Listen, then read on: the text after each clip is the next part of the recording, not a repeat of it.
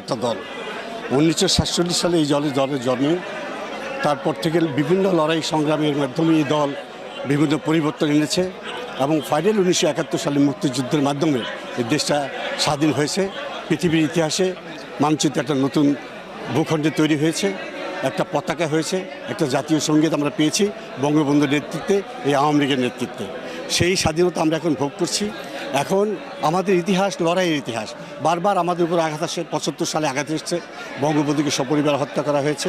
তারপরে আমরা ঘুরে দাঁড়িয়েছি 82 সালে আমাদের নেত্রী জননেত্রী শেখ হাসিনা বাংলাদেশে দলের হাল ধরেছেন এবং বেশ প্রতিকূল অবস্থার মধ্যেই পুরো দলটাকে সুসংগঠিত করে আবার আমরা ক্ষমতায় গিয়েছি।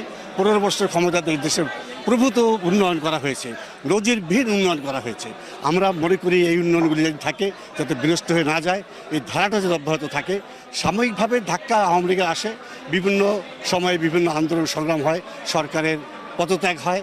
এরশাদ পদত্যাগ করেছিল, খালেদা জিয়া পদত্যাগ করেছিল। একটা মানুষের জানমালের দিকে রক্ষা করতে গিয়ে আমাদের মাননীয় প্রধানমন্ত্রী জননেত্রী শেখ হাসিনা জোর করে ক্ষমতা থাকতে পারত, কিন্তু মনে করলেন না। যা উনি সেই বৃহত্তর স্বার্থের দিকে চিন্তা করে উনি রিজাইন দিয়ে উনি গেছেন। উনি জানেন এই দেশের মানুষ গণতন্ত্রে বিশ্বাস করে, আওয়ামী লীগের স্বাধীনতায় বিশ্বাস করে। যদি বিশ্বাস করে একদিন না একদিন এই দেশের মানুষ আবার একত্রিত হয়ে এই আওয়ামী লীগ আবার পুনঃপ্রতিষ্ঠিত করবে। সব আন্দোলন সংগ্রামে এই ঘটনাগুলি ঘটে, আমরা তার নিন্দা জানাই। এটা কেউ পারপাসলি এটা করে না। আইনশৃঙ্খলা করতে গিয়ে আইনশৃঙ্খলা বাহিনী যে কাজ করেছে অতিরিক্ত করেছে আমি মনে করি, এবং আমাদের দল চালাতে গেলে ভুলভ্রান্তি থাকতে পারেই সেটা, এবং সেখান থেকে শিক্ষণীয় ব্যাপার আছে। সেই বঙ্গবন্ধুর মূল্যায়নটা করা হোক।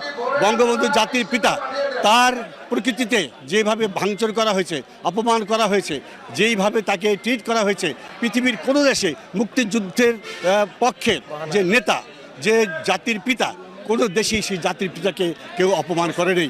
বাংলাদেশে প্রথম দৃষ্টান্ত দেখলাম যে বঙ্গবন্ধুর মৃত্যুর উপরে তারা উলঙ্গভাবে নির্যাতন করেছে, প্রস্রাব করেছে। এটা সারা জাতির 17 কোটি মানুষের মুখের উপরে প্রস্রাব করার সমান আমরা নিন্দা জানাই। এবং এই যে আমাদের যে বিচক্ষণ, উনি সুন্দর ভাষায় কথা বলেন, সাবলীল ভাষায় কথা বলেন, অনেক জ্ঞানী লোক, ডক্টর ইউনূস নোবেল প্রাইজ যিনি পেয়েছেন, পৃথিবীর বড় বড় সিম্পোজিয়ামে, বড় বড় মিটিংয়ে, বড় বড় ওয়ার্কশপে, বড় বড় জায়গায় স্টেজে উনি বক্তব্য রেখেছেন, সাজিয়ে গুছিয়ে কথা বলেন। আমি মনে করি ওনার ভিতরে এই চিন্তা নিশ্চয়ই আসবে। উনি এইটা যদি সত্যিকারভাবে নিরপেক্ষভাবে যদি একটা কেয়ারটেকার সরকার চালাতে চান বা ইন্টারিম গভর্নমেন্টকে চালাতে চান, তাহলে উনি এটার বিচার করবেন। এবং ওনার আরেকটা কথা বলেছেন যে যতদিন পর্যন্ত আইন শৃঙ্খলার উন্নতি না হবে, যতদিন পর্যন্ত গণতান্ত্রিক একটা পদ্ধতি চালু করার মতন সমাজ সুযোগ সৃষ্টি না হবে, ততদিন পর্যন্ত ওনারা থাকবে। আমি বলি, আমি ওয়েলকাম জানাই, আপনারা থাকেন। আপনারা যতদিন পর্যন্ত একটা নির্বাচন দেওয়ার মতো অবস্থা সৃষ্টি না হয়, শান্তি শৃঙ্খলা যদি ফিরিয়ে না আসে, আপনারা সেই পরিবেশটা তৈরি করার জন্য যতদিন থাকার দরকার আপনারা থাকেন। যাতে আমরা হতাশ হলে চলবে না। এই যুদ্ধ লড়াই সংগ্রাম করার ইতিহাস আমাদের রয়েছে। আমরা 90-এর আন্দোলন আমরা দেখেছি, আমরা 71-এর আন্দোলন দেখেছি, 70-এর আন্দোলন দেখেছি। এই যে কোটা আন্দোলন 2013 সালে শুরু হয়েছে সেটাও আমরা দেখেছি, 18 সালে দেখেছি, 24 সালে পরামর্শ হয়েছে। আমরা প্রতিবার পাকিস্তানের সাথে হোক, যেভাবেই হোক, যেই জায়গা থেকে হোক, লড়াই সংগ্রামের মধ্য দিয়ে এই দলের জন্ম। এই নেতাকর্মীরা জানে কীভাবে লড়াই সংগ্রাম করতে হবে, কীভাবে নেতাদের মুক্ত করতে হবে। সেই দিন বেশি দূরে নয়, ইনশাআল্লাহ আমরা অবশ্যই আমরা সফল হব। আমরা ন্যায় নীতির মাধ্যমে নেত্রীর কাজ, নেত্রী দেশে ফিরে আসবেন, আমাদের দৃঢ় বিশ্বাস। নেতৃত্ব চুরি করে যান নাই, নেত্রী রিজাইন দিয়ে চলে গেছেন যে আমি আর গণহত্যা চাই না, মানুষের এই প্রাণ নাশকের আমি চাই না। আমরা চাই সে ফিরে আসবে, সে ফিরে এসে হাল ধরবে।